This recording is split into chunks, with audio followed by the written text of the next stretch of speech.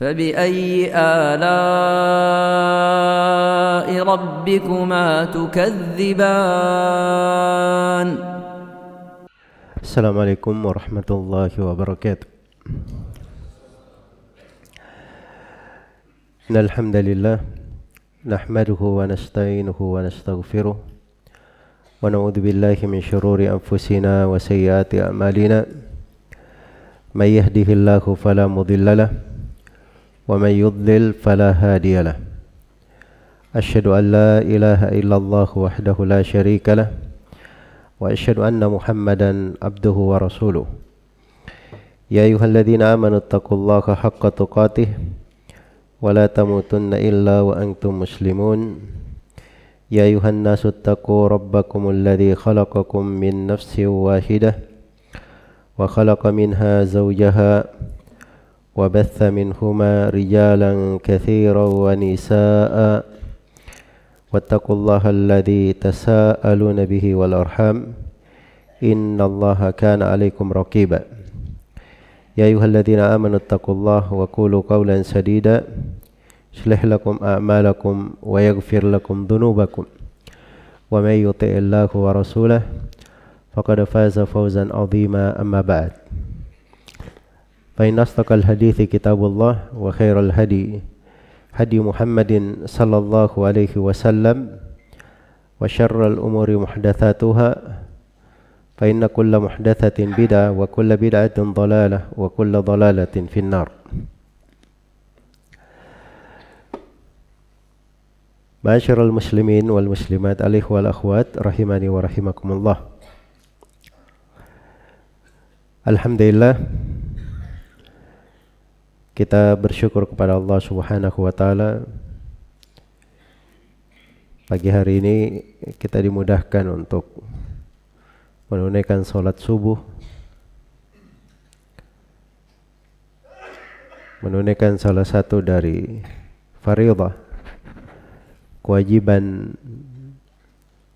harian kita, yaitu adalah anugerah dari Allah Subhanahu wa taala. Kita tahu betapa banyak nikmat dan karunia yang Allah Subhanahu wa taala berikan bagi seorang hamba di dalam salatnya ini, pada salat subuh yang dia lakukan. Karena itu kita bersyukur kepada Allah Subhanahu wa taala. Dan nikmat-nikmat itu harus selalu disyukuri. Dan kadang perlu kita renungi akan nikmat-nikmat tersebut, agar supaya kita lebih banyak memuji Allah Subhanahu wa taala, bersyukur atas karunia-Nya. Apalagi kalau seorang itu diberi hidayah oleh Allah Subhanahu wa taala untuk mengenal sunnah, mengenal Islam yang dibawa oleh Rasulullah sallallahu alaihi wasallam, menjadi seorang penuntut ilmu, belajar ilmu agama, menghadiri majelis-majelis ilmu. Itu adalah karunia yang sangat besar. Karunia yang sangat besar. Karena seorang berangkat keluar untuk mendengarkan ilmu, kembali ke rumahnya, kadang itu lebih baik daripada dunia dan segala isinya. Dan satu ilmu yang dia pelajari, satu faedah yang dia terima, kadang faedah itu manfaatnya untuk dirinya, bahkan untuk orang lain, sangat luas sekali.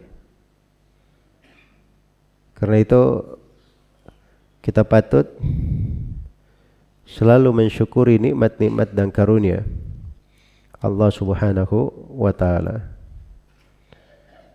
Alhamdulillah di masjid ini, masjid di atas sunnah, dan yang membangunnya juga adalah orang-orang yang cinta sunnah dan ingin berlomba kebaikan di dalam hal tersebut. Semoga Allah Subhanahu wa taala melipat gandakan pahala untuk mereka, keluarganya, kedua orang tuanya, dan kepada anak-anak dan keturunannya, dan juga kepada kita semua yang hadir di sini. Semoga Allah Subhanahu wa taala melipat gandakan kebaikan untuk semuanya. Sesuatu itu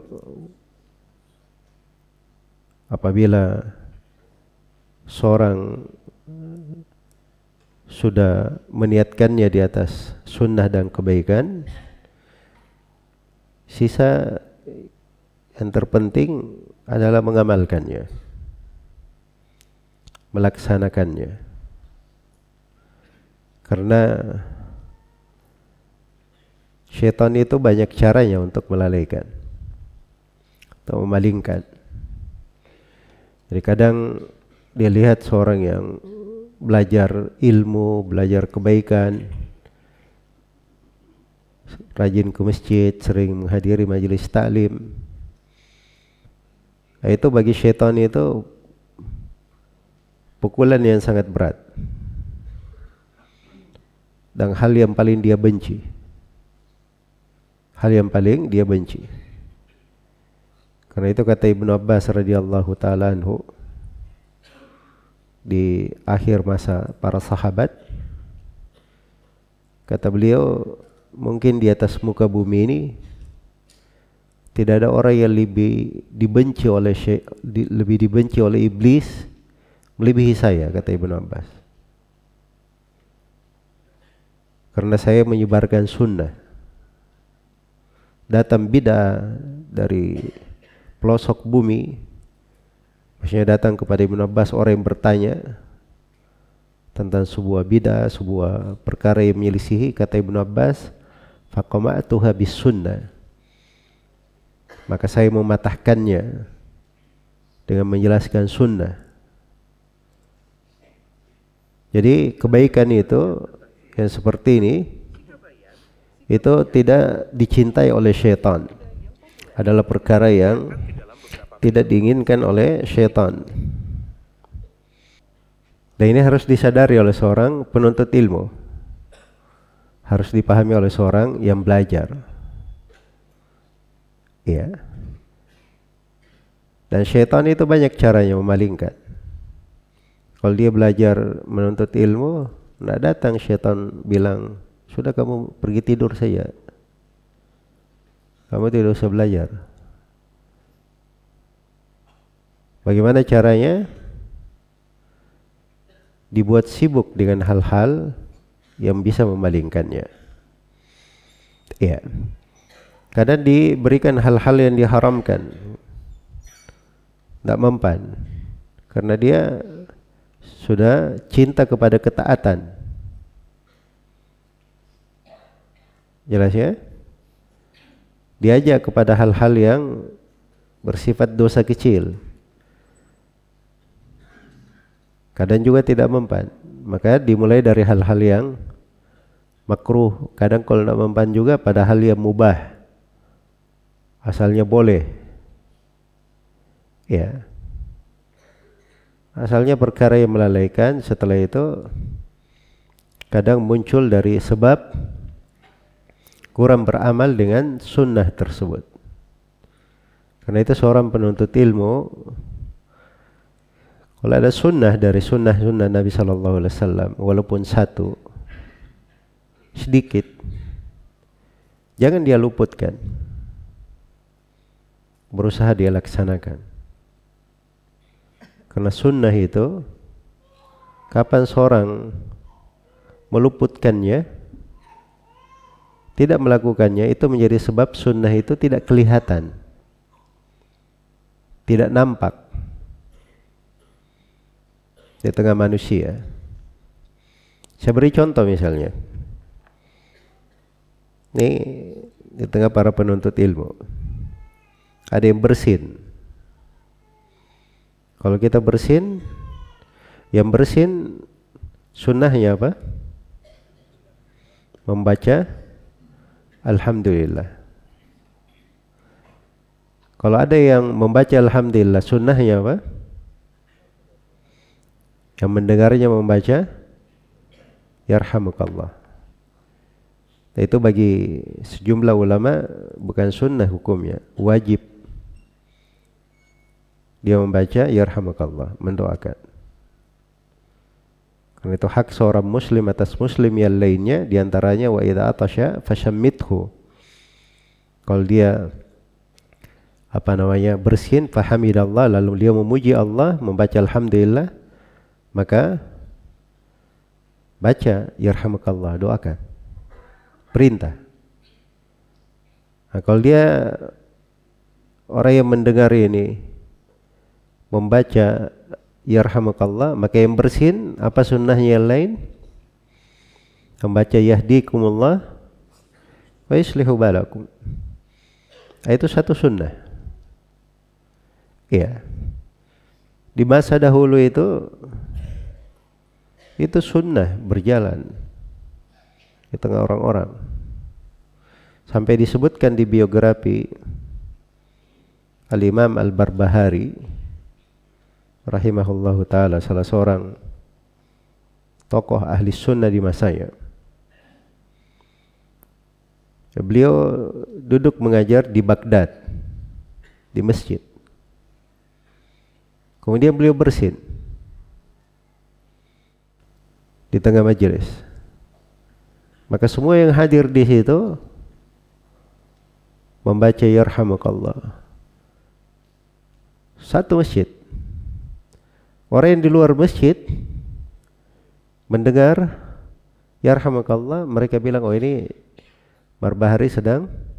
Imam Barbahari sedang bersin. Yang di luar masjid juga mengucapkan yarhamukallah. Didengar oleh orang-orang yang di pasar. Yang di pasar juga berkata yarhamukallah.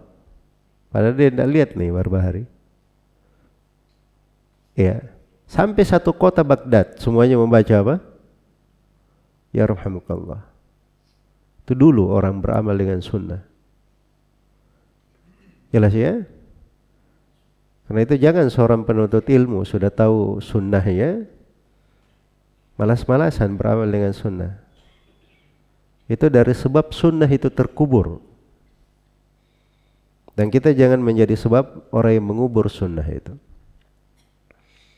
Ilmu itu untuk diamalkan. Walau annahum fa'alu ma yu'adhuna bihi lakana khairan lahum wa ashadda tathbita. Wa idzal la'atainahum min ladunna ajran 'azima wa lahadainahum siratan mustaqima. Andai kata mereka melaksanakan perintah yang dinasihatkan kepada mereka, maka itu lebih baik untuk mereka, yang paling baik dan paling mengukuhkan mereka, paling menguatkan mereka. Kalau mereka beramal dengan apa yang diperintah itu, kami akan beri untuk mereka pahala yang besar dari sisi kami. Itu janji Allah. Dan kami akan beri hidayah kepada jalan yang lurus. Karena itu kata sebagian as-salaf, man amila bima alim aurathahullahu ilma ma lam ya'lam.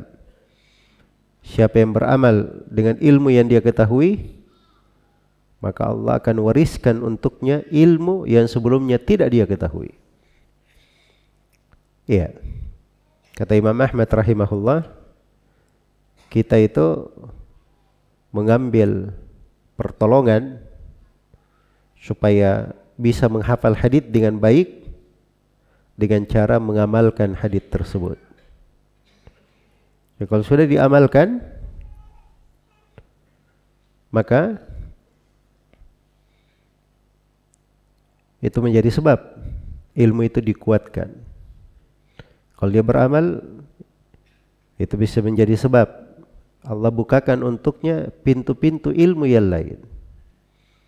dimudahkan untuknya pengetahuan. Nah, itu beramal dengan ilmu. Ya, makanya kalau kita lihat dari para a'immah seperti itu keadaannya. Di antara yang menakjubkan, Al-Imam Abu Dawud As-Sijistani, Muhammad ibn al-Ash'ad, penulis kitab As-Sunan, salah satu dari 6 buku yang populer merupakan rujukan hadits di tengah umat Islam. Abu Daud pernah naik di sebuah perahu, menyeberang, maka perahu ini berjalan. Begitu berjalan di seberang sana, di dermaga, ada orang yang bersin. Dia berkata, Alhamdulillah. Abu Daud dengar dari perahu. Iya. Dia dengar dari perahu. Cuman kalau dia berucap, orang itu sudah tidak dengar lagi. Sudah berjalan jauh. Maka Abu Daud menyewa perahu kecil untuk balik lagi ke dermaga, hanya untuk berkata kepadanya, yarhamukallah. Setelah itu orang itu berkata, yahdikumullah wa yuslihu balakum. Setelah itu Abu Daud kembali lagi. Untuk satu sunnah saja. Jelas ya? Sebab kita tidak tahu orang ini ketika kita doakan yarhamukallah, mungkin doa itu menjadi manfaat besar untuknya. Dan kalau kita doakan saudara kita, ada malaikat yang berkata amin walaka bimithlihi. Amin, semoga Allah beri kamu yang semisal dengannya. Barangkali itu menjadi sebab kita dirahmati. Ya kan? Maka itu beramal dengan sunnah jangan ditelantarkan. Iya. Ahli sunnah itu disebut ahli sunnah sebab orang-orang yang mempopulerkan sunnah. Orang-orang yang mempopulerkan sunnah. Di antara sunnah selepas sholat itu, imam dan makmum tidak diam. Sebab sunnahnya diterangkan oleh Ibnu Abbas di dalam hadits riwayat Bukhari dan Muslim. Kata beliau, ma kunna na'rifu inqidha'a salati Rasulillah sallallahu alaihi wasallam illa bitakbir. Kami tidak mengenal selesainya salat Rasulullah sallallahu alaihi wasallam kecuali dengan mendengar apa? Mendengar takbir.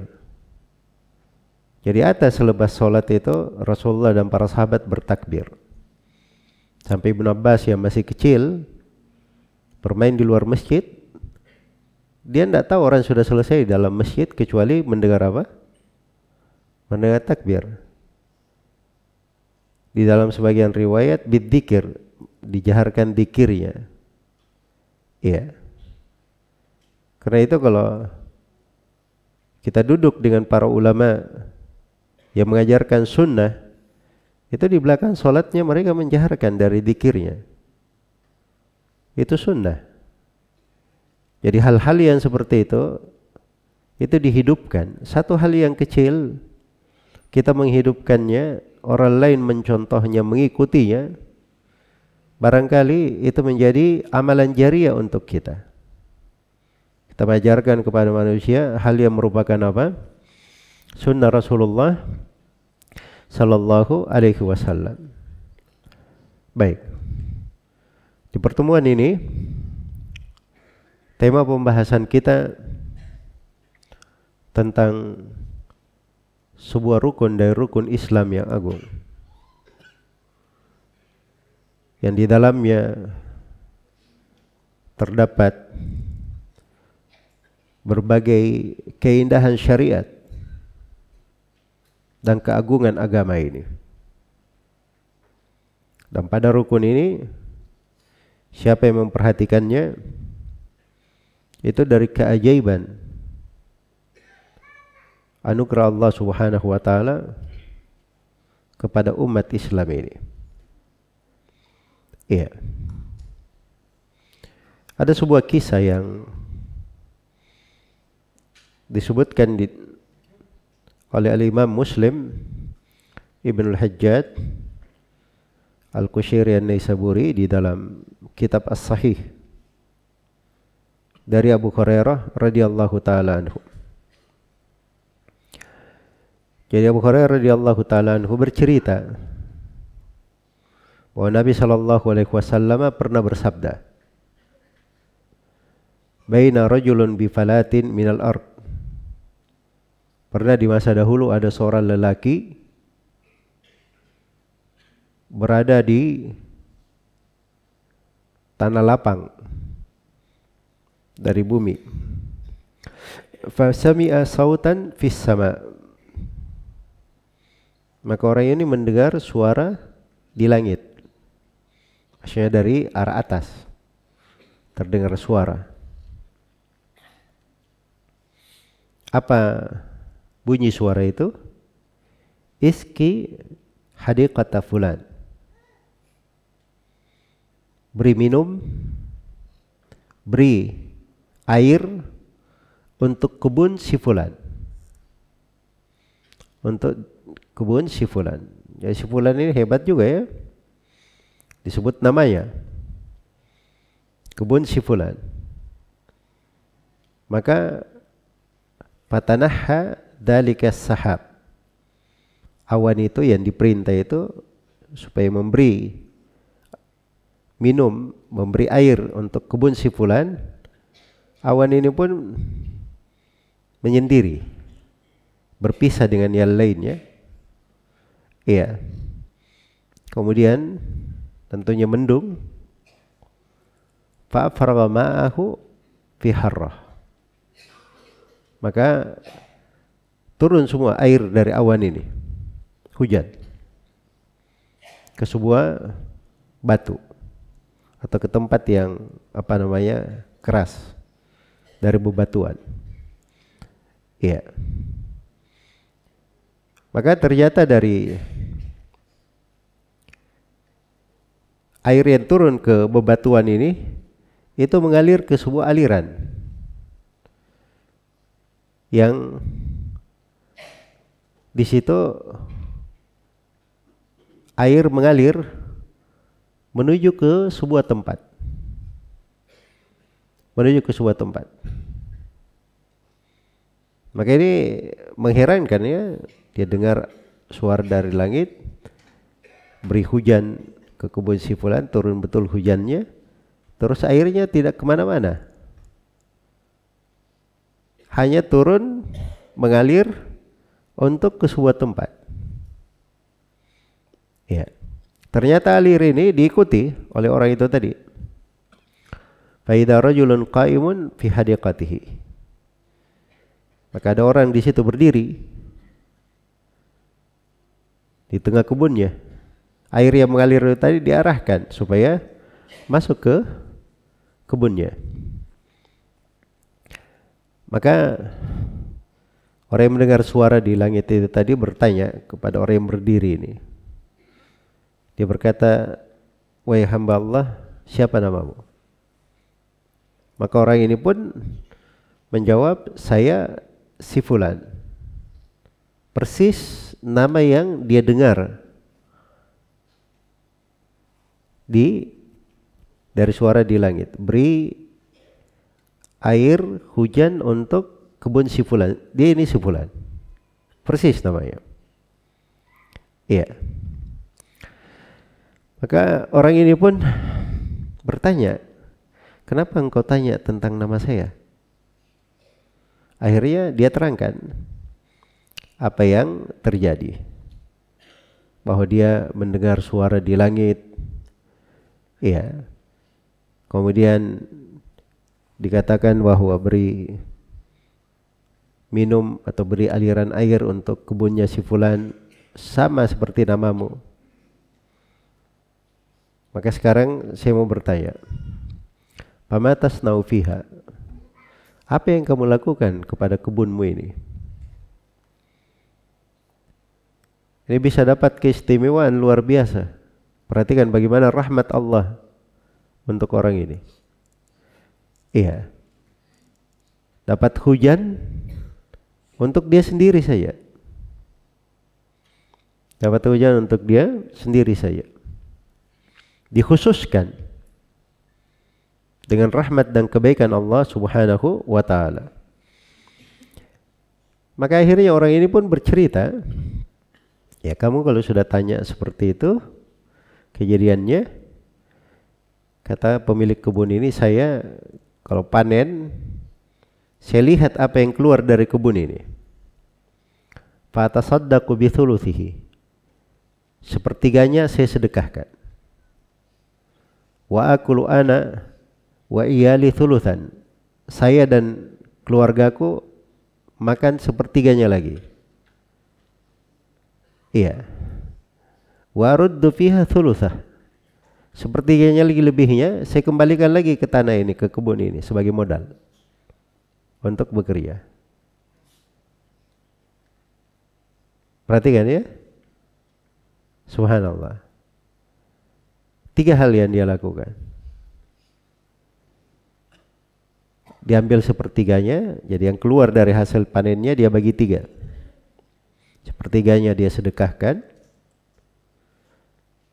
Dan itu kalau zakat sudah lebih dari nisab di zakatnya itu.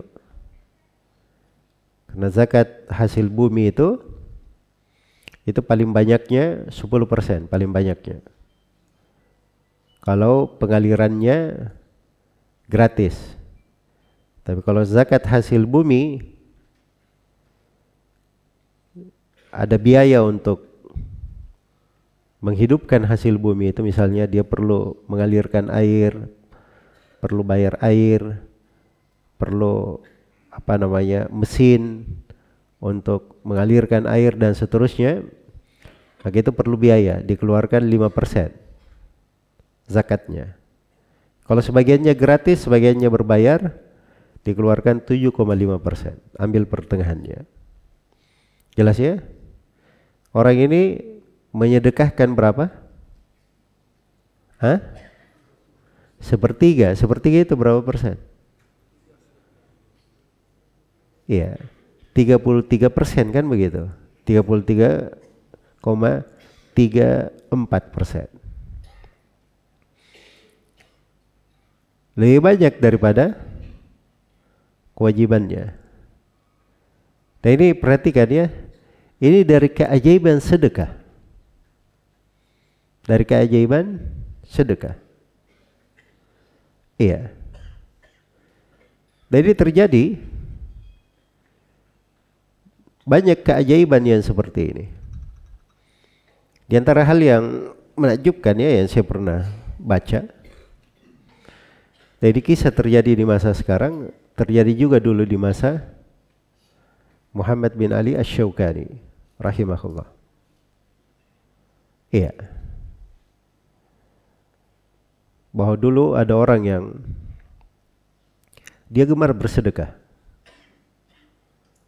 Jadi kalau sudah tiba di waktu malam, dia simpan lentera, kemudian dia simpan makanan di bawah lentera itu. Iya. Dari tepung, gandum, ada diberi minyak gitu. Siapapun yang lewat boleh mengambil dari makanan itu. Tiap hari dia melakukan hal tersebut. Bersedekah. Maka suatu hari si bapak yang bersedekah ini menggali sumur bersama anak-anaknya. Dia gali sumur, begitu sampai di dalam, ya, sudah dalam sekali, terjadi musibah. Runtuh tanah yang ada di atasnya, terkubur di bawah si bapak itu. Ya, anak-anaknya berkata, ya qadarullah masyafa'al, tidak usah digali lagi, tidak usah digali lagi, ini sudah menjadi kuburan bapaknya. Akhirnya ditinggalkan. Berlalu waktu bertahun-tahun, akhirnya mereka pun kemudian perlu kepada sumur. Maka muncul lagi ide menggali sumur yang kemarin. Sebab itu tempat yang paling bagus. Maka begitu mereka gali ke bawah, ternyata dia ketemukan di bawah, di ujung ada lorong yang menghubungkan pendek, yang dia ketemukan bapaknya masih hidup di bawah selama bertahun-tahun. Heran semua orang. Tom heran atau tidak? Hah? Tidak ada Indomaret di bawah. Hidup dari mana? Hidup dari mana?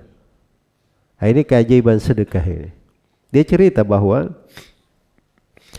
di saat kegelapan yang menimpa dia, itu tiba-tiba kalau di waktu tertentu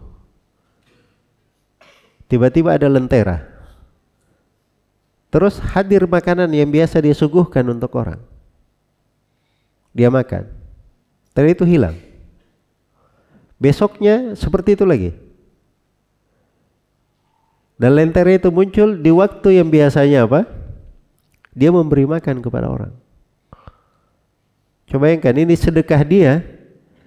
Dia nikmati di mana? Sudah dia nikmati hasilnya di dunia. Menyelamatkan dia. Kira-kira bagaimana dengan akhirat? Ya, subhanallah. Jadi memang zakat itu adalah syariat yang sangat indah dari rahmat Allah untuk umat manusia.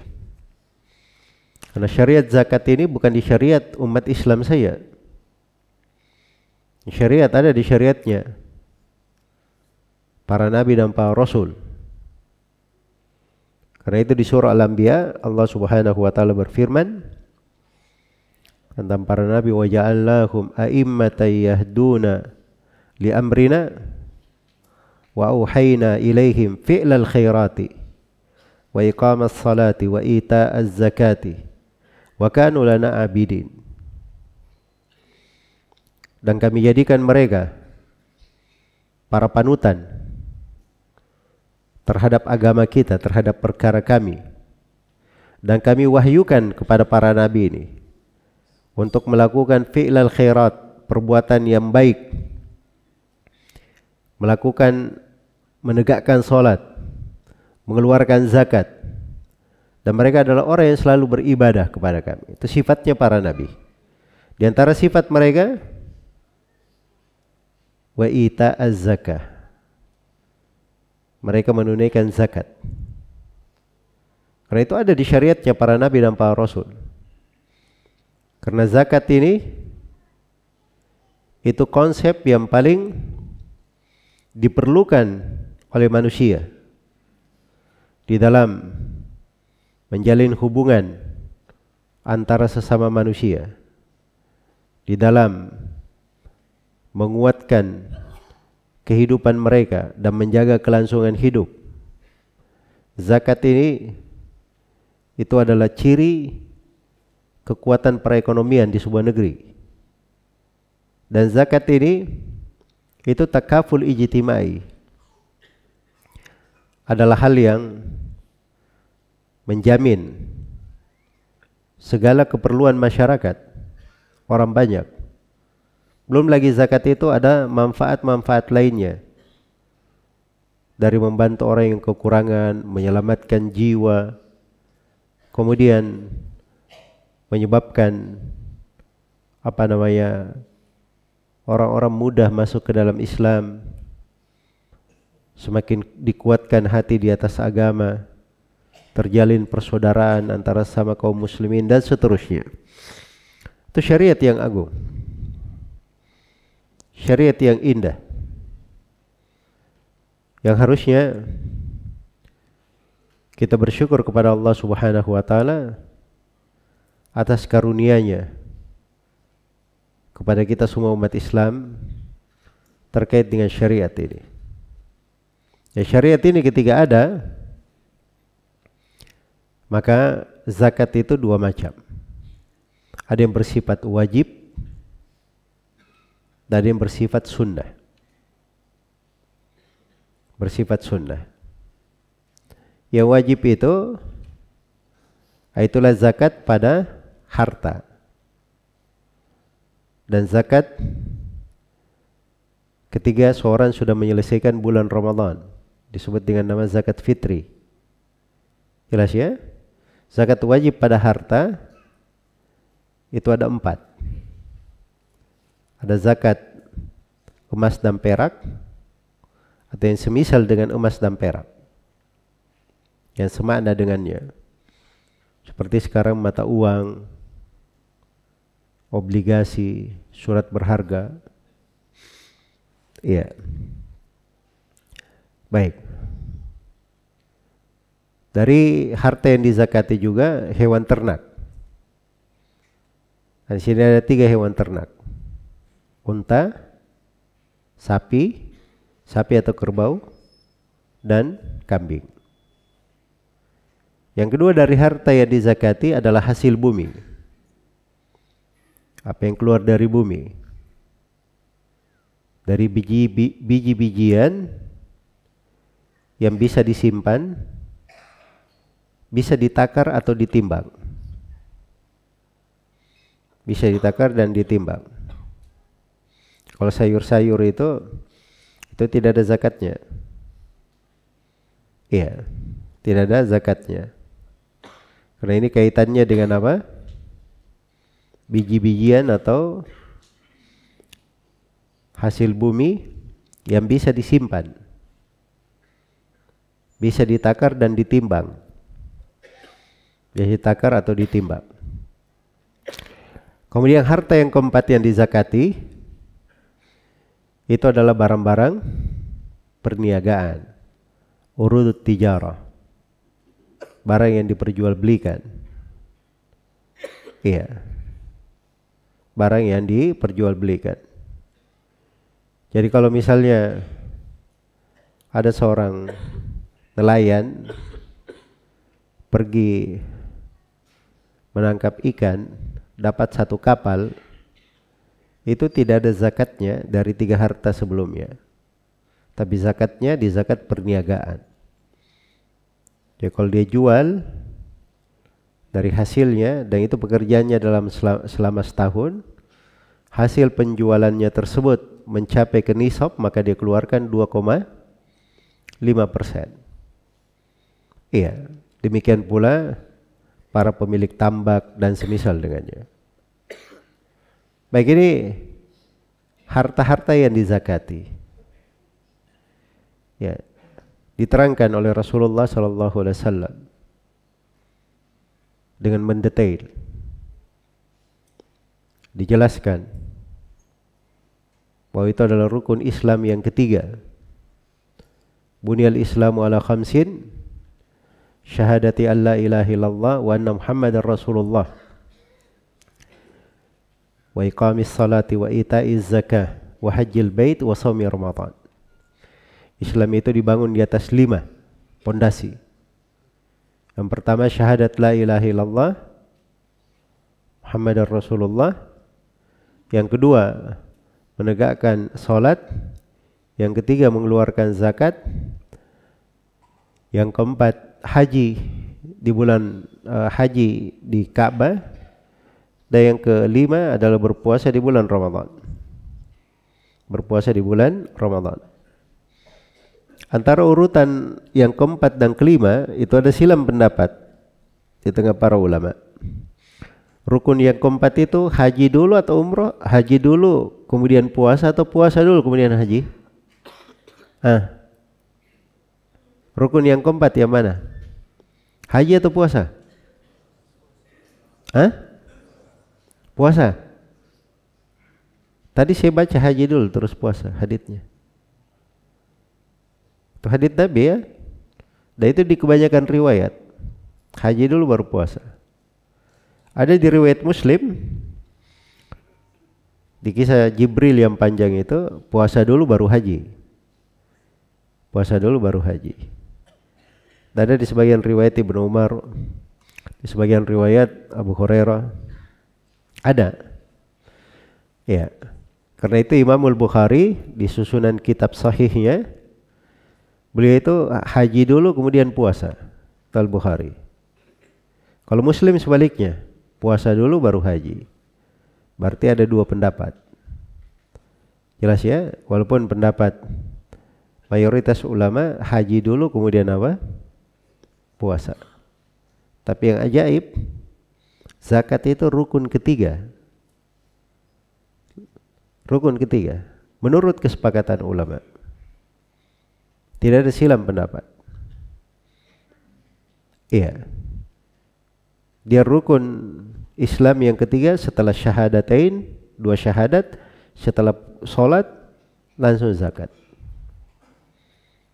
Keluarkan zakat. Dan di banyak tempat di Al-Quranul Karim selalu digandengkan. Selalu digandengkan sholat dengan apa? Dengan zakat. Adapun puasa dan haji itu disebutkan dalam nas-nas tersendiri. Tapi kalau sholat dan zakat selalu digandengkan. Iya. Kita buka Al-Quran, kita baca surah Al-Fatihah. Surah yang pertama setelah Al-Fatihah adalah surah apa? Surah Al-Baqarah. Alif Lam Mim, Dalikal kitabu la raiba fi, hudal lil muttaqin. Langsung disebut alladzina yu'minuna bil ghaibi wa yuqimuna as-salata wa mimma razaqnahum apa? Yunfikun. Zakat langsung disebut. Orang yang beriman kepada yang gaib, mendirikan salat, dan terhadap rezeki yang Allah berikan mereka menginfakkan. Itu zakat itu. Iya. Wa ma umiru illa liya'budullaha mukhlishina lahuddin hunafa wa yuqimus salata wa yu'tuz zakata. Wa dzalika dinul qayyimah. Tidaklah mereka diperintah kecuali untuk beribadah kepada Allah, mengikhlaskan agama hanya untuknya, dan menegakkan salat serta mengeluarkan zakat. Dan itulah agama yang lurus. Perhatikan bagaimana digandengkan. Iya. Digandengkan hal tersebut. Orang yang masuk Islam itu Nabi terangkan, umirtu an uqatilan nas hatta yashhadu alla ilaha illallah wa anni rasulullah. Kemudian wa yuqimus shalah wa yu'tuz zakah. Saya diperintah memerangi manusia sampai mereka bersyahadat, menegakkan salat dan mengeluarkan zakat. Disebut zakat lagi. Iya. Karena itu dari tata negara di hukum Islam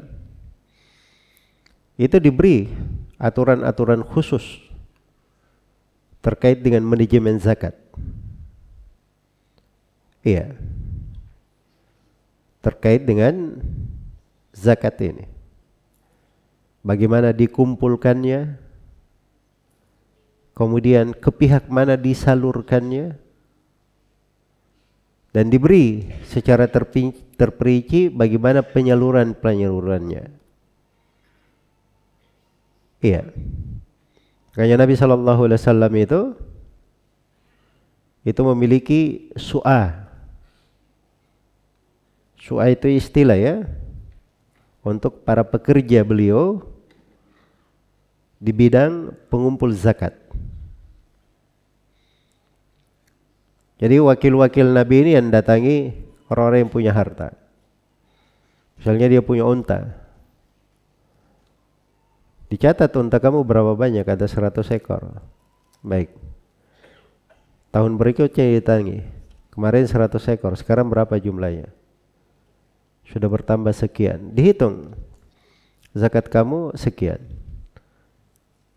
Diambil unta zakatnya itu, kemudian dibawa kepada Nabi SAW. Kalau bahasa sekarang, diambil oleh amil zakat itu kemudian dibawa kepada negara. Kan Nabi kepala negara. Iya. Karena itu asalnya di urusan yang mengumpulkan zakat itu adalah wewenang negara. Ya, saya pemilik unta misalnya. Saya ada kewajiban zakat. Saya keluarkan zakat saya langsung ke orang-orang. Iya. Boleh saja. Dan itu antara saya dengan Allah. Boleh. Tapi kalau pemerintah datang menagih saya, maka saya harus keluarkan lagi zakat untuk diambil ke pemerintah. Sebab asalnya mereka yang berhak di dalam mengumpul zakat tersebut. Jelas ya? Karena itu ini hukum-hukum syariat, ada aturan-aturannya. Ada aturannya. Tapi di negara kita ini itu agak diberi keluasan. Walaupun sekarang ini dalam proses akan seperti itu juga. Semua zakat itu disalurkan melalui lembaga yang ditunjuk oleh negara, dan itu ada badan resminya. Iya. Badan pengumpul zakat, Basnas. Di negeri kita ini, di Indonesia. Dan dari badan ini diberi izin ke lembaga-lembaga resmi untuk mengumpulkan dari zakat tersebut. Dikumpulkan kemudian didistribusikan, disampaikan kepada tempatnya. Dan ini agar supaya tercapai kemaslahatan. Tercapai kemaslahatan yang besar. Pada zakat itu ada haknya orang-orang fakir. Ada haknya orang-orang yang miskin. Ada hak dari 8 golongan. Sudah disebutkan di dalam Al-Quran. Siapa saja yang berhak menerima zakat. Disebut ayat khusus. Siapa yang berhak menerima zakat. Sholat itu tidak disebutkan bagaimana cara sholat di dalam Al-Quran. Ada sholat-sholat dalam Al-Quran. Pernah baca? Sholat itu takbiratul ihram dulu sampai salam. Ada di dalam ayat? Tidak dalam ayat. Yang menjelaskan itu adalah hadits Rasulullah Sallallahu Alaihi Wasallam. Tapi kalau zakat tidak dirinci. Zakat itu dari mana diambilnya, kemudian penyalurannya 8 golongan, itu ada rinciannya. Iya. Dan para ulama menulis dari buku-buku terkait dengan harta ini. Karena harta ini komponen yang manusia berdiri tegak kehidupannya dengannya. Maka diatur padanya hukum-hukum yang bisa menjadi sebab kebaikan manusia, sebab terjaganya, terlindungnya kehidupan mereka, dan sebab tegaknya sebuah negeri, sebuah negara. Iya. Kayaknya ada buku-buku ditulis oleh para ulama namanya Kitabul Amwal, seputar harta-harta. Karena di dalam tegaknya negeri itu ada sumber penghasilan, ada sumber kekuatannya dari sudut harta. Rasulullah SAW itu hanya 23 tahun diutus oleh Allah sebagai seorang nabi dan rasul. Tapi 23 tahun ini adalah masa-masa keberkahan untuk alam semesta. Tegak negeri Islam di kota Madinah. Terbentuk umat Islam sebagai umat yang paling banyak di atas muka bumi. Wilayah umat Islam terbentang dari timur hingga barat. Padahal Rasulullah SAW bukan seorang raja, bukan pula anak raja, bukan pula orang yang punya warisan banyak, bukan pula pedagang sukses yang banyak, hartanya banyak sekali, kekayaannya berlimpah. Beliau seorang sallallahu alaihi wasallam yang kadang dalam 2 bulan keluarganya hanya makan korma dan minum air saja. Tapi bersamaan dengan itu bisa punya negara, punya pasukan, bisa membela agama, menegakkan jihad fi sabilillah, bisa menyebabkan negara-negara takluk di bawah kaki beliau. Romawi, Persia, Bahrain. Itu di masa beliau sallallahu alaihi wasallam. Jelas ya? Karena agama ini sudah mengatur dari sumber kekuatan di dalam hal tersebut. Karena itu Nabi sallallahu alaihi wasallam tidak punya harta milik sendiri, tapi ada harta di tangan beliau dari sudut peraturan agama sebagai kepala negara. Itulah yang dibagi kepada para sahabatnya, diberi santunan kepada kaum muhajirin dan al-ansar. Datang kepada beliau harta yang berlimpah dari upeti Bahrain dan seterusnya. Itu sumber-sumber perekonomian namanya. Itu ada. Salah satu dari sumber perekonomian ini itu disebut dengan nama zakat. Tapi zakat ini terikat dengan hukum-hukum, terikat dengan aturan-aturan. Nah, boleh digunakan di segala hal. Ada amanahnya, penyalurannya sudah jelas, diterangkan di dalam syariat. Itu yang disebut dengan nama zakat ini. Iya. Nah, istilah zakat itu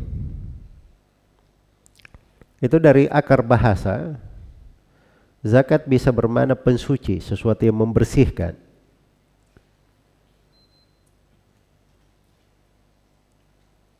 Dan yang kedua, zakat bisa bermakna az-ziyadah wan nama, pertambahan dan perkembangan. Kalau katakan zakat berarti dia bisa bertambah, bisa berkembang. Dan itu memang hakikat dari sebuah zakat. Karena Nabi sallallahu alaihi wasallam bersabda, "Ma naqasat shadaqatun mimmal." Sedekah itu tidak pernah mengurangi harta. Sedekah tidak pernah mengurangi apa? Harta. Karena memang zakat itu faedahnya, siapa yang mengeluarkan zakatnya hartanya jadi bersih dan hartanya akan berkembang, akan bertambah. Jelas ya? Tapi pertambahan itu harus dipahami ya, pertambahan, perkembangan harta itu 2 macam. Kadang secara fisik pada hartanya dan kadang secara makna dari manfaat dan keberkahannya yang berkembang. Iya. Jadi jangan selalu dia pikir ya, oh kalau saya punya uang 1 juta, saya sedekahkan 500.000, nanti akan masuk ke kantong saya 500 juta. Karena zakat itu berkembang. Ya mungkin dia dapat 500 juta. Mungkin. Tapi tidak mesti. Allah beri perkembangan dari sudut tambahan harta. Kadang yang diberi tambahan kepadanya nilainya. Iya. Dia dengan bersedekah itu akhirnya hatinya menjadi lebih lembut. Gampang sayang kepada saudaranya. Akhirnya jadi mudah dia beribadah, lembut hatinya membaca Al-Quran. Akhirnya sifat-sifat baik ini membuat dia melakukan ibadah-ibadah yang kadang ibadah itu lebih baik daripada dunia dan segala isinya. Lebih banyak dia dapat atau tidak? Hah? Lebih banyak. Tapi bukan fisik yang bertambah, nilai dari harta itu. Jelas ya? Sama kalau dia misalnya berbuat riba, ini kan selalu ada syubhatnya orang masa sekarang. Ustadz, kenapa riba itu kan haram, diperangi oleh Allah dan Rasulnya, menghilangkan keberkahan. Iya, tapi orang-orang ini bisnisnya dari bunga bank, nggak mau pakai modal duit sendiri. Dia pakai sistem perbankan untuk ngutang-ngutang bangun bisnis. Coba kalau dia rugi, yang rugi bukan dia. Tapi orang-orang ini jadi besar. Banyak asetnya. Banyak asetnya. Iya. Berarti riba ini berberkah. Nah, itu bagaimana syaitan ya, lihat. Jadi pikirnya keberkahan itu, hilang berkahnya karena riba, hartanya dihilang. Itu mungkin terjadi dan itu banyak terjadi. Iya, banyak terjadi. Karena itu siapapun yang berbuat riba itu tidak akan langgeng. Mungkin 5 tahun, 10 tahun ada, tapi setelah itu hancur. Atau mungkin dia 20 tahun, 40 tahun tetap ada hartanya, tapi dia bertambah kezaliman, bertambah banyak berbuat menyakiti manusia. Ya, laut-laut aja dipatok oleh orang-orang, ya kan? Merusak alam semesta, bertambah kerusakan. Bertambah apa? Kerusakan. Dan ini menghilangkan keberkahan lebih dahsyat daripada apa? Daripada hilangnya harta. Lebih dahsyat daripada hilangnya harta. Coba bayangkan satu orang yang dia zalimi itu akan menuntut dia pada hari kiamat. Makanya orang yang paling merugi itu dikatakan di dalam hadits Abu Hurairah di riwayat Muslim, Nabi sallallahu alaihi wasallam pernah bertanya kepada para sahabat, "Atadruna mal muflis?" Tahukah engkau orang yang bangkrut? Ya, para sahabat menjawab seperti yang mereka bisa lihat. Yang bangkrut itu, ya Rasulullah, al-muflisu fina man la dirham lahu wala mata. Orang yang bangkrut di tengah kami itu orang yang tidak punya uang dirham. Dirham itu mata uang perak ya, murah harganya. Jadi uang recehan saja tidak punya. Wala mata, tidak punya juga barang-barang. Itu bangkrut. Kata Nabi sallallahu alaihi wasallam, bukan itu orang bangkrut. Ini definisi-definisi ini kadang kita memahami sesuatu, tapi syariat ada pemahaman lain. Makanya Nabi terangkan definisi syariat tentang orang yang bangkrut. Orang yang bangkrut itu kata Nabi sallallahu alaihi wasallam, "Mayyati yaumal qiyamah." Orang yang datang pada hari kiamat. Dia bawa pahala solat, pahala puasa, pahala zakat, berbagai kebaikan dia bawa. Iya. Bisa dibayangkan betapa banyaknya kebaikan orang ini. Tapi dia datang di hari kiamat, dia telah menzalimi si fulan, menumpahkan darah si fulan, memukul si fulan. Iya. Terus orang-orang yang dizalimi datang menuntutnya. Peradilan ini. Yang menzalimi ini harus dia selesaikan. Maka dia harus keluarkan dari kebaikannya, dibayar orang yang dizalimi. Terus dia bayar dengan kebaikannya sampai habis kebaikannya. Masih ada lagi yang menuntut. Maka dosa orang yang menuntut ini dia tanggung.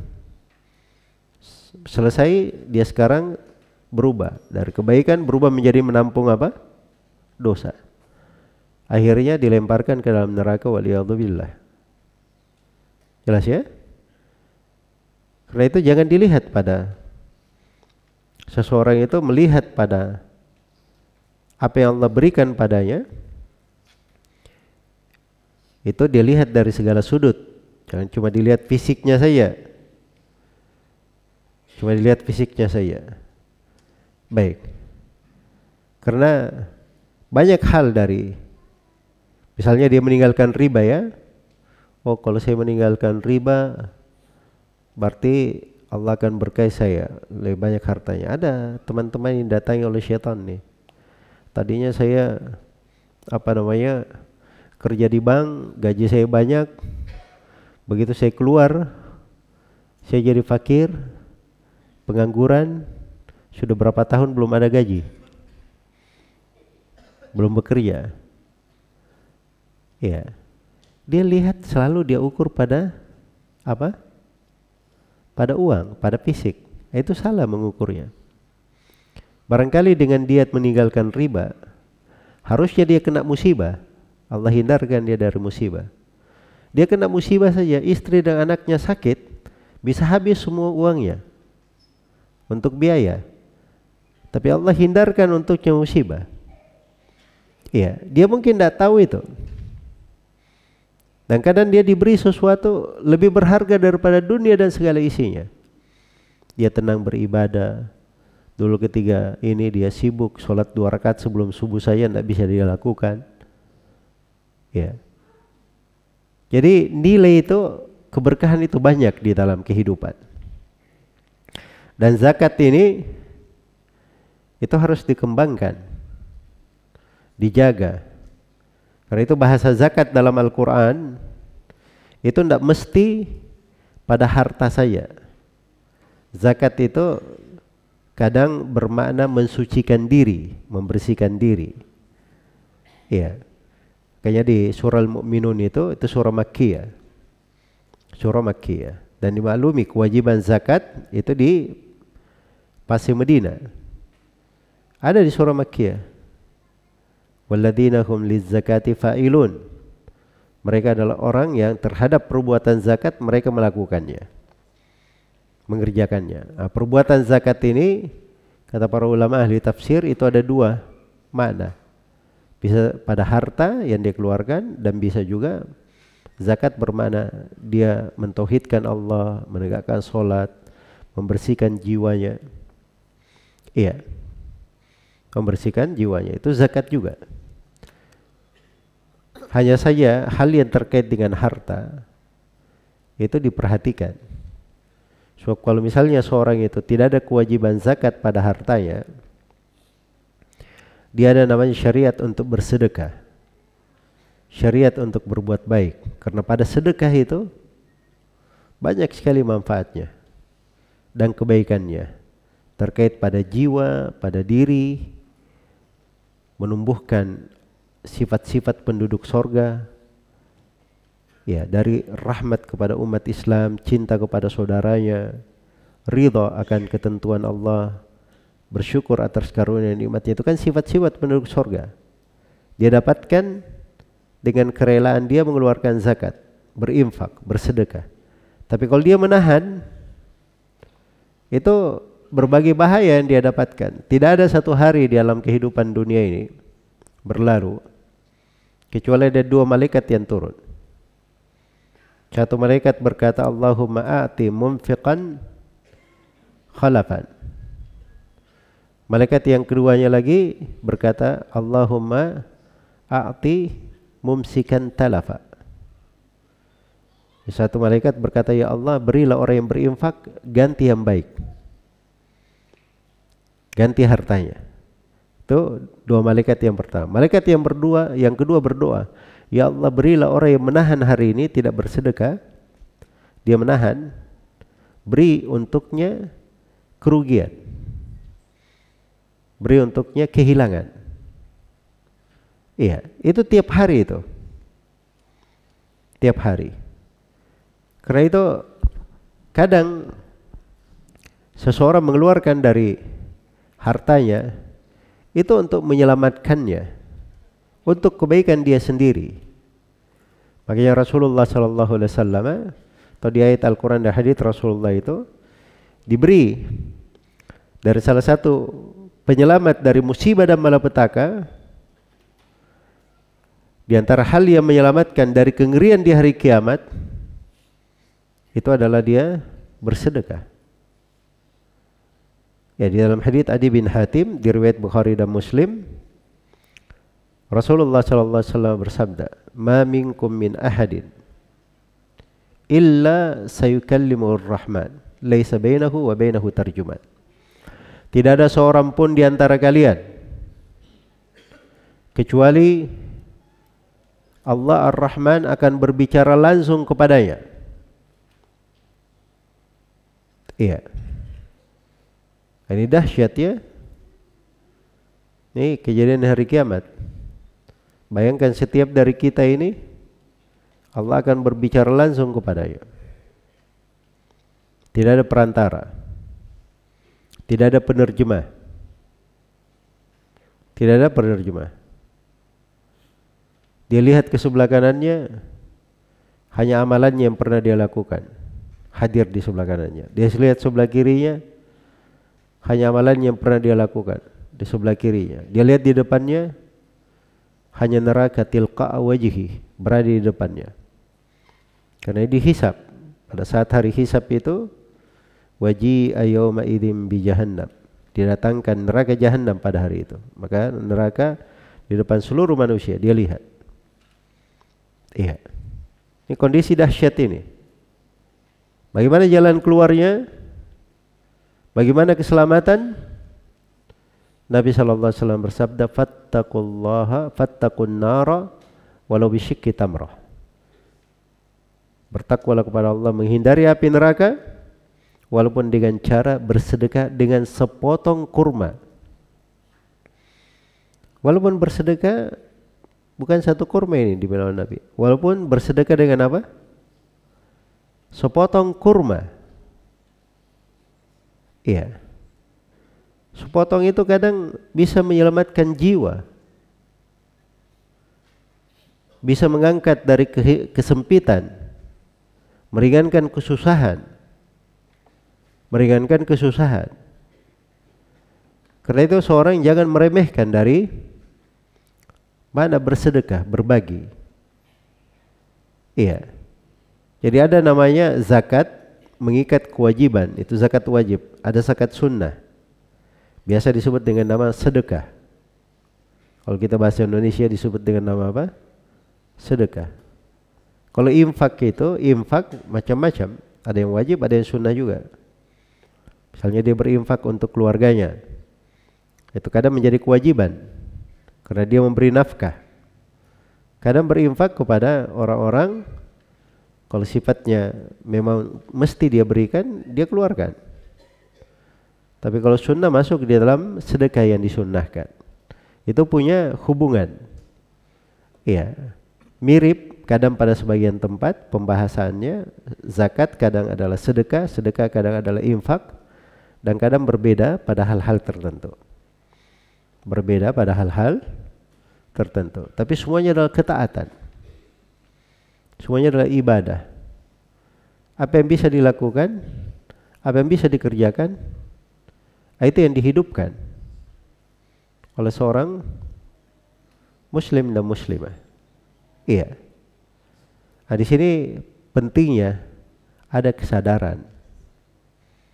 Ada kesadaran. Jadi zakat itu saya sudah terangkan tadi, ini rahmat dan anugerah Allah untuk manusia. Kebaikannya sangat besar untuk umat Islam. Iya. Mungkin seorang itu dia berinfak di sini cuma Rp1.000, dia tidak tahu bahwa Rp1.000 ini dia telah membantu orang-orang bisa belajar, orang-orang bisa merasakan pendidikan, orang-orang bisa beribadah, bisa menuntut ilmu dan sebagainya. Ya, karena itu jangan dia remehkan dari kebaikan. Kalaupun dia tidak lakukan, dia menganjurkan orang lain melakukannya, mengajak orang lain mengerjakannya. Ya. Maka itu pintu-pintu kebaikan dan pintu ketaatan. Baik, ini mungkin yang bisa diterangkan ya di pertemuan pagi hari ini terkait dengan zakat, bagaimana sebagian dari keindahannya, keberkahannya di dalam hidup. Ya wallahu ta'ala alam. Baik, subhanakallahumma wa bihamdik asyhadu an la ilaha illa anta astaghfiruka wa atubu ilaik walhamdulillahirabbil alamin. Assalamualaikum warahmatullahi wabarakatuh.